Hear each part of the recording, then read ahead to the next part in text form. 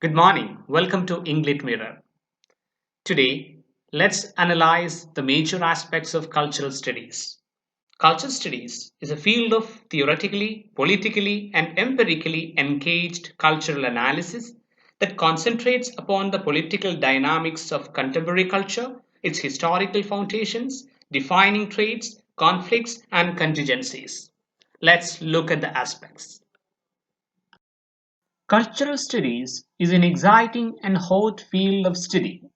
It has become the rage amongst progressive of all sorts, not least because culture as a theme or topic of study has replaced society as a general subject of inquiry among progressives.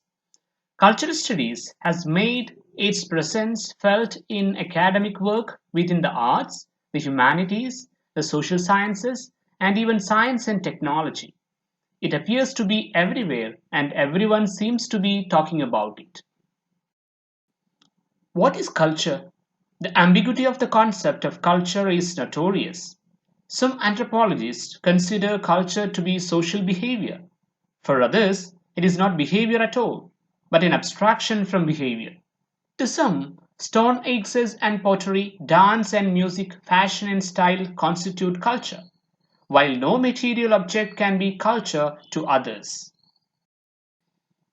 What is the subject of cultural studies? Not surprisingly, culture studies does not have a clearly defined subject area. Its starting point is a very broad and all inclusive notion of culture that is used to describe and study a whole range of practices. Culture studies functions by borrowing freely from social science disciplines and all branches of humanities and the arts. It appropriates theories and methodologies from almost any method from textual analysis, ethnography, and psychoanalysis to survey research can be used to do cultural studies. Culture studies is not one thing, it is many things. It straddles the intellectual and academic landscape from old established disciplines to new political movements, intellectual practices, and modes of inquiry such as Marxism, post-colonialism, feminism, and post-structuralism. It moves from discipline to discipline, methodology to methodology, according to its own concerns and motivations. That is why cultural studies is not a discipline. It is, in fact, a collective term for diverse and often contentious intellectual endeavors that address numerous questions and consist of many different theoretical and political positions. Characteristics of cultural studies. First one, cultural studies aims to examine its subject matter in terms of cultural practices and their relation to power. Its constant goal is to expose power relationships and examine how these relationships influence and shape cultural practices. Second one, cultural studies is not simply the study of culture, as though it was a discrete entity divorced from its social or political context. Its objective is to understand culture in all its complex forms and to analyze the social and political context within which it manifests itself. Third one, culture in culture studies always performs two functions. It is both the object of study and the location of political criticism and action. Culture studies aims to be both an intellectual and a pragmatic enterprise. Fourth one, culture studies attempts to expose and reconcile the division of knowledge to overcome the split between tacit, that is, intuitive knowledge based on local cultures, and objective, so called universal forms of knowledge. It assumes a common identity and common interest between the knower and the known, between the observer and what is being observed. Fifth one, culture studies is committed to a moral evaluation of modern society and to a radical line of political action. The tradition of cultural studies is not one of the value free scholarship, but one committed to social reconstruction by critical political involvement. Thus, cultural studies aims to understand and change the structures of dominance everywhere, but in industrial capitalist societies in particular. Origins of cultural studies. The name cultural studies derives from the Center for Contemporary Cultural Studies (CCCS) at the University of Birmingham, established in 1964. In 1972, the center published the first issue of working papers in cultural studies with a specific aim to define and occupy a space and to put cultural studies on the intellectual map. Since then, the work done at the center has acquired a mythological status in the field. The works of Richard Hogarth, Raymond Williams, E. P. Thompson, and Stuart Hall, all of whom were associated with Center for Contemporary Cultural Studies at various times, are regarded as the foundational texts of cultural studies. The Second World War had just entered. Educational opportunities within Britain were being extended, and adult education was being promoted as a means of post-war reconstruction. But pre-war class politics was still the norm in a changed and rapidly changing social environment. Moreover, Britain was being invaded by popular American culture that shaped public consciousness and highlighted the class-ridden character of English cultural life. Working class intellectuals like Hogarth and Williams saw their task as endorsing the culture of common people against the canonical elitism, that means high culture, of the middle and upper classes. They celebrated the authentic popular culture of the new industrial working class. Their focus was on how culture is practiced and how culture is made, or how cultural practice leads different groups and classes to struggle for cultural domination. Richard Hogarth started his academic career as an adult education tutor at the University of Hull. As professor of English literature at Birmingham University, he founded the Center for Contemporary Cultural Studies. His book, The Uses of Literacy, published in 1957, gave cultural studies its first identifiable intellectual shape. Basing his work on F.R. Leavy's ideas on literary criticism, Hogarth argued that a critical reading of art could reveal the felt quality of life of a society. Only art could recreate life in all its rich complexity and diversity. Raymond Williams also started his academic career as an adult education tutor. He taught at Oxford University from 1946 to 1960. His books Culture and Society, published in 1958, and The Long Revolution, published in 1961, draw on two traditions within Marxism. For Williams, culture is an all-inclusive entity, a whole way of life, material, intellectual, and spiritual. He traces the evolution of culture through its various historical conditions towards a complete form. Williams sees the emergence of a general human culture in specific societies where it is shaped by local and temporary systems. Williams goes beyond literary and philosophical analysis to examine language in all the forms in which it has been used to give meaning to lived experience. There is no such thing as the masses, Williams argues, only ways of seeing people as masses. We can have good as well as bad mass culture. E. P. Thompson, understanding class, a dedicated peace campaigner and vice president of Campaign for Nuclear Disarmament. E. P. Thompson was a radical historian who changed the perception of British history.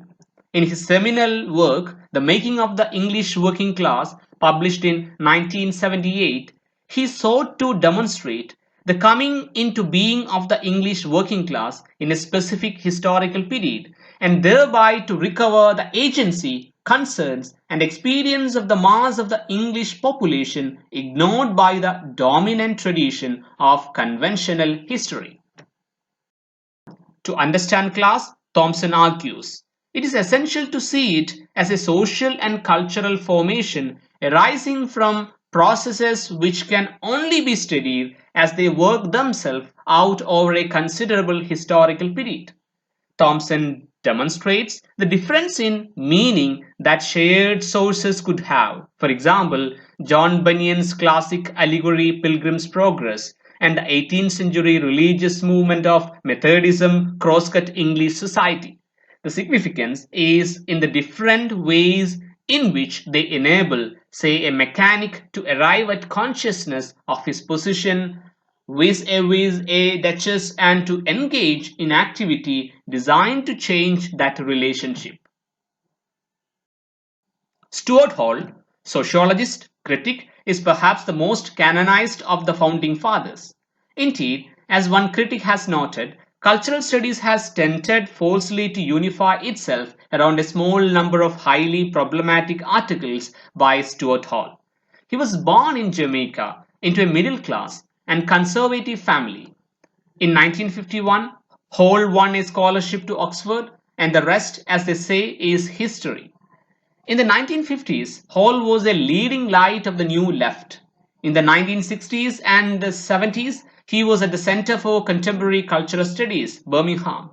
In the 1980s, he moved to the Open University and led the New Times debate at Marxism Today. Hall has always been involved in activism and theoretical work. He believes that cultural studies needs to hold both theoretical and political questions in an ever irresolvable but permanent tension, allowing one to irritate and bother and disturb the other. It is important to Hall that the tension remains. The intellectual, Hall has repeatedly argued, must always remain at the cutting edge of knowledge and theory, whilst being committed to transmitting these ideas beyond the confines of the intellectual class. Hall's life and work can be seen in these terms, trying to come to terms with conflicting forces, utilizing them, challenging them in creative and political directions. Stuart Hall has always insisted that cultural studies can actually have a practical impact on reality. He challenges intellectuals by asking, what real effect are you making on the world? The answer to this question will determine what cultural studies can do, can't do, can never do, but also what it has to do, what it alone has a privileged capacity to do. British Cultural Studies. During its formative phase, British cultural studies was deeply influenced by the New Left. Indeed, the formation and development of the New Left is seen by many historians as a precursor to cultural studies. The New Left emerged as a British response to the Russian invasion of Hungary in 1956. The internationalism of cultural studies. Indeed, the New Left emerged largely because it was almost impossible for non-English intellectuals to break into the British left establishment. According to Stuart Hall, this is a critical point in understanding the history of both the New Left and British cultural studies. But the concerns of colonial intellectuals did not enter British cultural studies until the 1980s. In the 70s, British cultural studies became obsessed with the style and behavior of young working class men. During the Thatcher period, when privatization and free market policies became the norm, subcultures and subgroups of women and minorities became the focus of cultural analysis, seeking to expose the impact of liberalization on the marginalized elements of society. As before, the emphasis was on reading signs of resistance and opposition to the dominant culture. British cultural studies has two distinguishing features. First, it is distinguished by the remarkable diversity and originality of the topics that have been studied. apart from the studies of youth, subcultures, and television news programs. Second, British cultural studies has always had a political dimension. It has sought to emphasize the value of politically engaged intellectual work. It has aimed at empowering people by encouraging them with the resources to understand the intrinsic relationship between culture and the various forms of power and thus to develop strategies for survival. Althusser's structuralism. The French philosopher Louis Althusser imported structuralism into Marxism in his effort to make it a science. Althusser conceptualizes society as a structured whole which consists of relatively autonomous levels legal, political, cultural whose mode of articulation is only determined in the last instance by the economy. What matter are the differences between the levels and not the apparent mirror role that each element plays in expressing the identity of the whole. So, for scientific Marxism, there is no society but only modes of production which evolve in history and are permanently inherent in the relatively autonomous levels of the structured whole. Marxist science rejects the idea of a universal human nature and embraces theoretical anti humanism. This eliminates the individual as in any sense a conscious actor in producing social relations. Individuals are not prior to social conditions. Each subject is an agent of the system.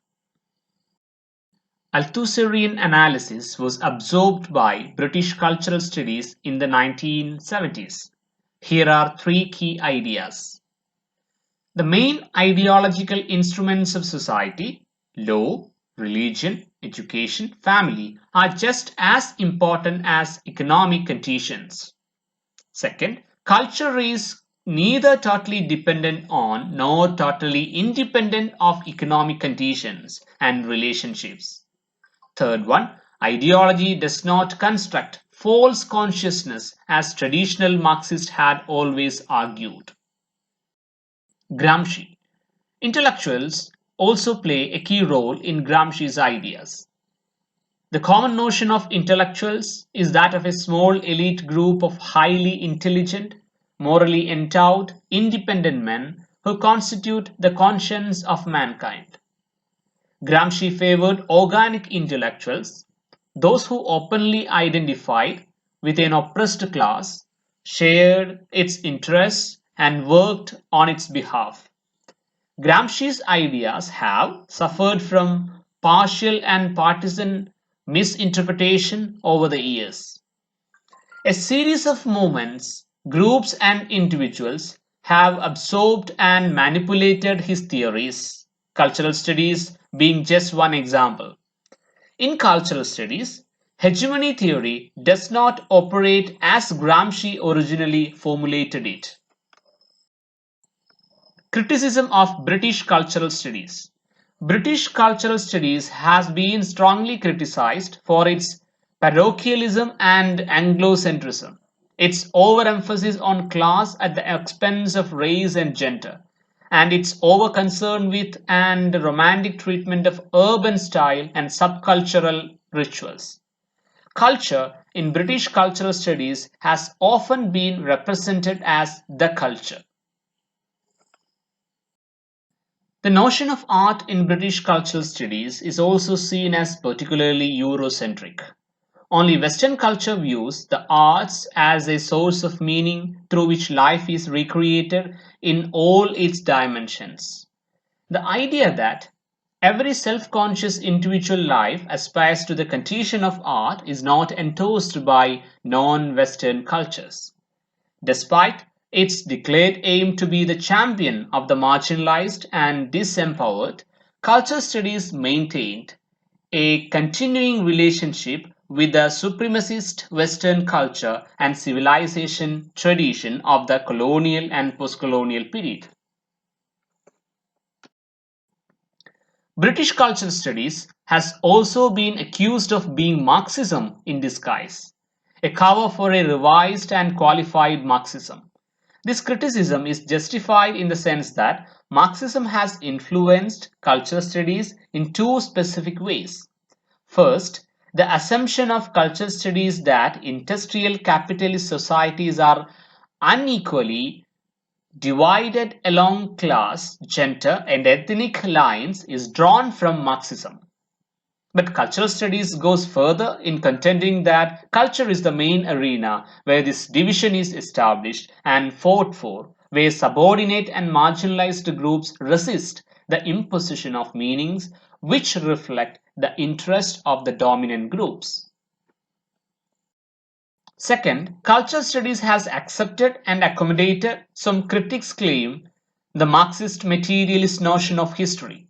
Certainly, cultural studies attempts to analyze social structures in terms of how cultural forces have given them an historic form. The reason culture is important is that it shapes history as well as social structures. Hence, cultural studies does not treat history and culture as separate entities. However, on the whole, cultural studies has tended to oppose reductionist Marxism, understood as a hard determinism of both history and economics. The migration of cultural studies during the Thatcher years, that means 1979 to 1990, British cultural studies began to fragment and leave the shores of Britain. Cultural studies migrated to the United States, Canada, Australia, France, and India.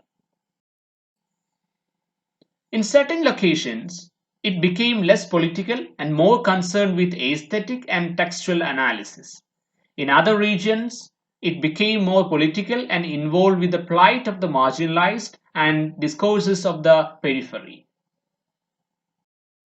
American cultural studies. Culture studies crossed the Atlantic in the mid-1980s, a period when the humanities as a whole were in some turmoil and undergoing a sociological transformation in the United States. Many disciplines were moving towards a more active engagement with the politics of social identity and an examination of the representations of cultural forms. As cultural studies became institutionalized in the US, it also rapidly became professionalized. It quickly acquired its own technical language, drawn largely from semiotics and literary theory, and despite its original anti-discipline credentials, it was transformed into a discipline. From being an intellectual tradition, cultural studies in America became an organized professional activity in the broad area of liberal scholarship. The relative absence of a left intellectual tradition further isolated cultural studies in America from its British political roots. It became the preserve of scholars who hardly had any direct connection with existing political and cultural movements. Canadian cultural studies. Culture studies arrived in Canada about the same time as it did in the United States and settled in about the same place in departments of communication studies. But communication studies in Canada always had different concerns from those in the US and reflected specifically Canadian issues. Culture studies in Canada focuses on what is broadly described as the Canadian experience. Canada has several particular and peculiar features. Australian cultural studies. Intellectual tradition in Australia has always tended to be influenced by the British. True to this intellectual history, Australian cultural studies has absorbed most of the historic elements of British cultural studies. Indeed, as more than one critic has noticed, cultural studies in Australia produces ironic echoes of the original map of British imperialism's conquest, with an inordinate number of left academics wandering around Australia but talking about Birmingham. Thank you for watching this video. If you like the video, please share and subscribe.